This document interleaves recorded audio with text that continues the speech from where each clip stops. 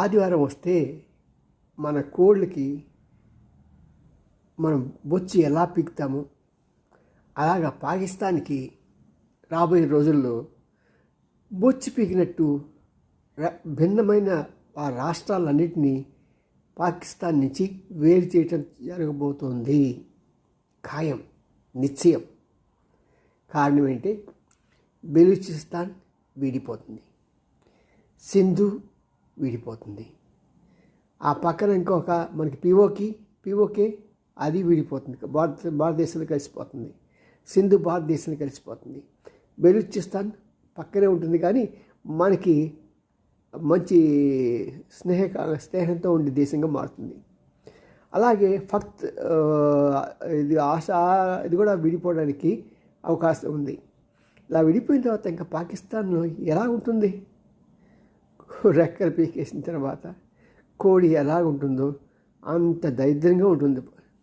మరి దీనివల్ల ఎవరికి లాభం, ఎవరికి నష్టం అంటే మెయిన్గా ఈ పాకిస్తాన్ ఉపయోగించుకొని భారతదేశం మీద ప్రాక్సీ వార్ జరుపుతున్న చైనాకి, అమెరికాకి చాలా లాభం.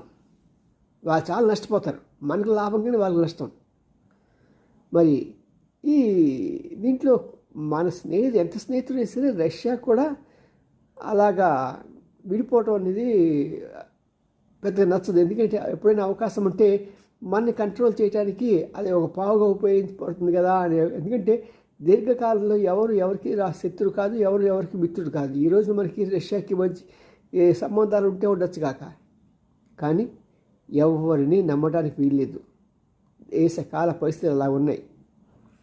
ఒక అతను వెళ్ళి ఒక తండ్రి కుమారులు ఇద్దరు బయటకు వస్తూ, డాడీ నేను వ్యాపారం పెట్టుకుంటాను, నువ్వు నాకు సహాయం చేస్తావా అని. ఓ తప్పకుండా చేస్తాను. రైట్. సో ఇంట్లోకి వెళ్ళాక వాడు ఫస్ట్ ఫ్లోర్ నుంచి, డాడీ చెప్తా నేను ఫస్ట్ ఫ్లోర్ నుంచి చూసావా అన్నాడు బాల్కనీ నుంచి. ఓకే నాన్న, పైన ఒక జంప్ చేయకూడదు, నేను పట్టుకుంటా అన్నాడు. ఓకే డాడీ, నువ్వు చెప్పినప్పుడు నాకేంటి అని పాపం దూకాడు. డాడీ పట్టుకోవాలా, మోకాలు చెప్పలు విరిగిపోయాయి. వాడు ఏడుస్తూ, డాడీ ఎందుకు చేసావు డాడీ ఇలాగా, డాడీ ఇలాగా అంటే, నీకు తెలియాలంటరా. ఎందుకంటే రాజకీయాల్లో కానీ వ్యాపారంలో కానీ ఆఖరి కన్న తండ్రిని కూడా నమ్మడానికి వీలు లేదురా. ఏ దేశమైనా సరే, ఏ శత్రువు సరే, నువ్వు నమ్మినట్టే ఉండాలి కానీ నమ్మడానికి వీలు లేదు. అది రాజకీయం.